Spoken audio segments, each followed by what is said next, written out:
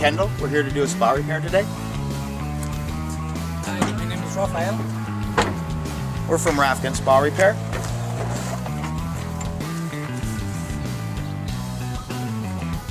We've been doing the repairs now for over 25 years. Our customers trust us. They know they can call us with any questions or set up repairs as needed.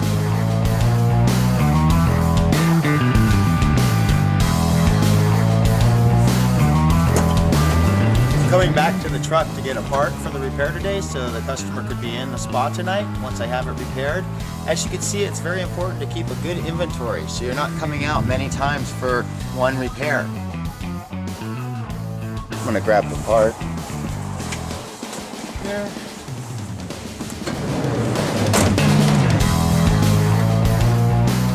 Just getting ready to finish up the spa repair, so I'm gonna go inside the control box and check your amps so the spa's performing properly.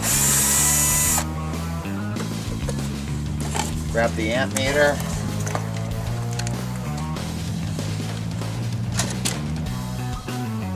Spa will be turning on a low speed first, then the pressure switch will engage.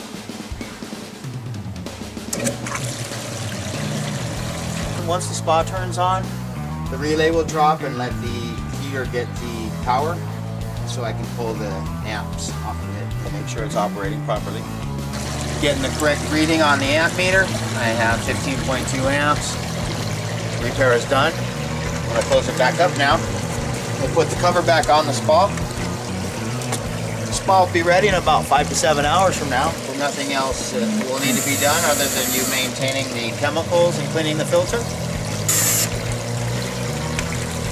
I'm going to put the cover back on because the temperature's just flying away and it's just a waste of money. So when we get done here, we're going to put the cover back on and you open it up as needed for your chemicals or when you're using it. Just remember to keep it closed when not in use.